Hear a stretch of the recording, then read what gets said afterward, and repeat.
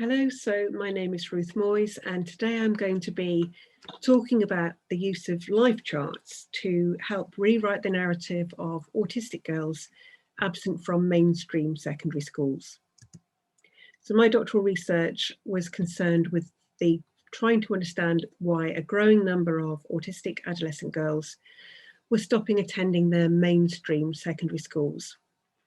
I knew that they were historically missing from our understanding of autism, and until very recently from research into autism, and also from stories of exclusion from school. And in fact, one of the things my research found was that autistic adolescent girls are significantly more likely to be persistent absentees at secondary school than their autistic male peers or their non-autistic female or male peers. So absences, it was very much an issue for these girls. I was conscious also that they were very much a marginalised group, and that their voices were absent not just from research but also from the classroom and from our understanding of why they were missing. So it was really important for me to try and focus the research and centre my research on autistic girls themselves and their experiences to try and understand why they were missing, and also how we can prevent it from happening in the future and find out what we need to do to stop it from happening.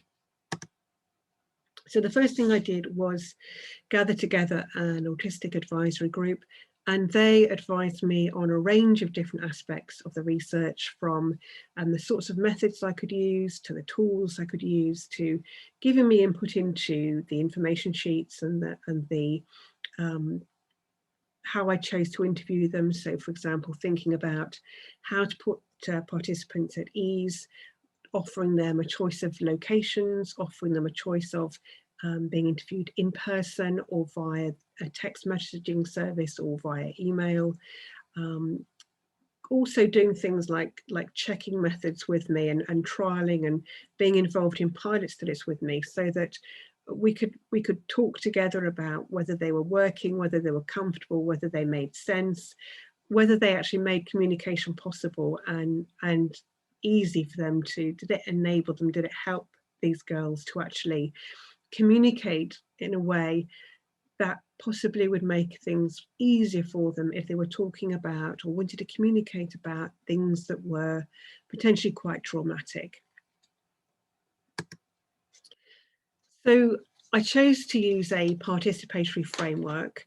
It was really important to me that the girls in my study felt that they were an equal part of the research, that I wasn't researching on them or to them, that they were in control, and that they were in control of the stories they told and of the meanings that were generated from that.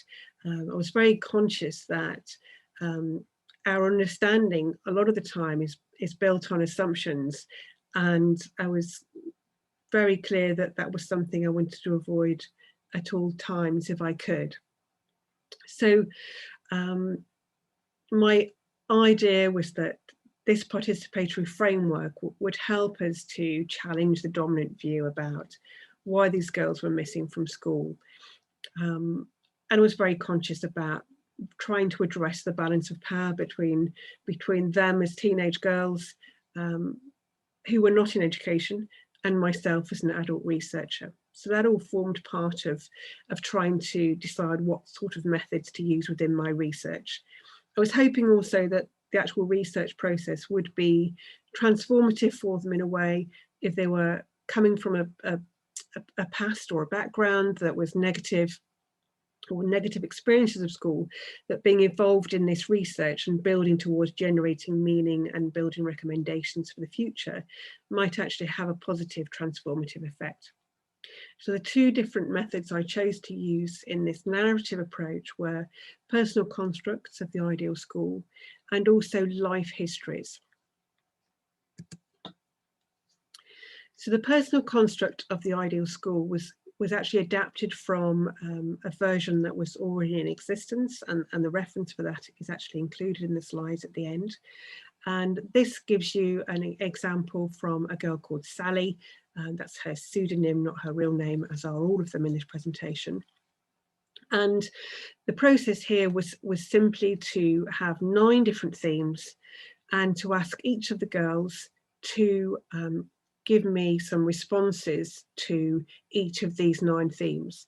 Now, initially, I was expecting that the girls would draw their answers.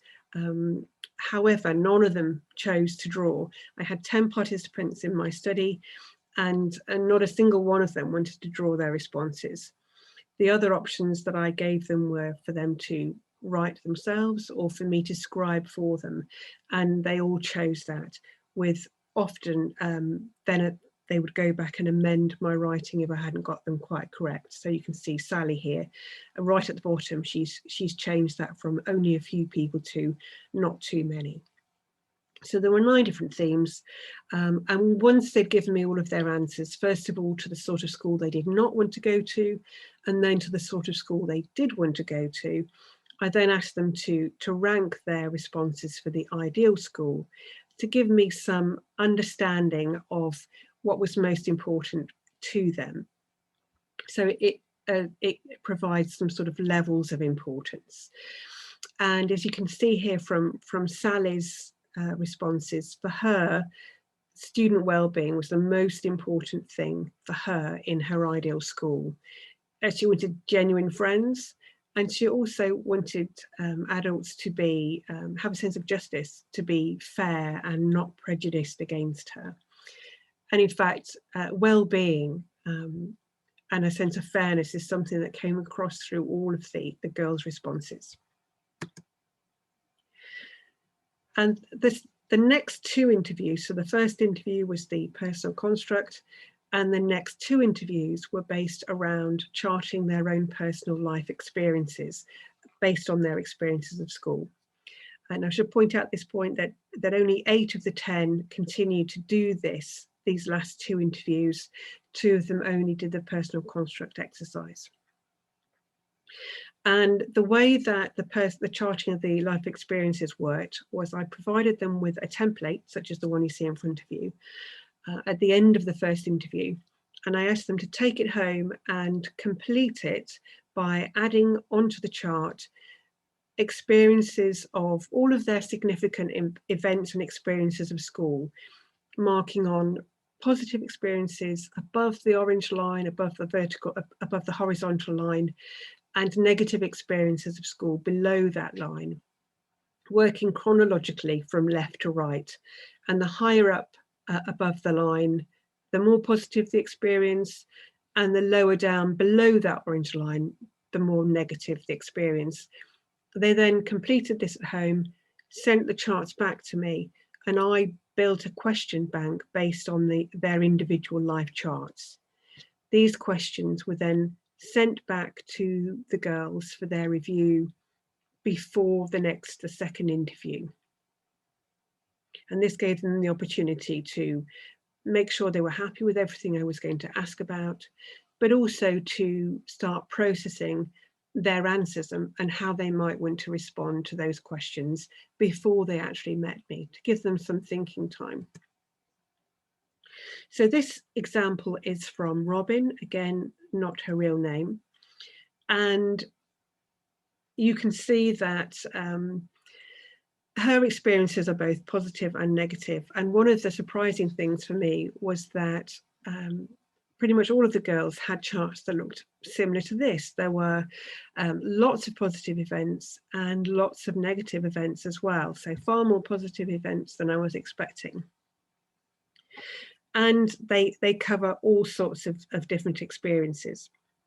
There was one unexpected consequence of providing them with a chart like this, where they were completely in control almost of how they filled it in, and they were in control of what events they wanted to put on the chart. They decided what was significant and quite what the level of importance was for each of those events. And you can see right at the bottom of this chart, below the blue dotted line, it says reception, and she talks here about a toileting issue and says, please don't ask me about this. I don't want to talk about it. And what was interesting for me is that this process allowed her to share that with me as a really negative, one of her most negative experiences of school, without me then having to ask about it. So it was present there in her history, but I didn't need to go into any detail about it. She was in control. So some of the things that Robin picked out, some negatives were the pressure of talking, being made to draw, being made to dress up or to look the teacher in the eye. And some positives above the line were having a great teacher, being diagnosed as autistic in year 4, in year 5, doing lots of swimming, and also dropping French in year 7. She also mentions detention as being a positive experience as well, because it was the only place it was silent during the school day, so she found it very easy to actually be in there at that time from a sensory perspective. And some topics were actually both negative and positive, such as the fight with the head teacher in year 4. During the third interview, I did some thematic analysis with the girls, and you can see those coloured circles around each of her events, negative events there, which are Robin's themes that she identified herself, the sensory issues running through every day at school, right at the bottom of that chart there in the blue dotted line. The green means force or rigidity, or as she said, an abuse of power. Orange was social expectations, yellow was discrimination. So that was really helpful when I was doing some comparisons between the girls to look at the sorts of themes that they were coming up with. And this example, it belongs to Daisy. Daisy's life chart actually lasted for 5 pages. And again, you can go from negative to positive throughout that history.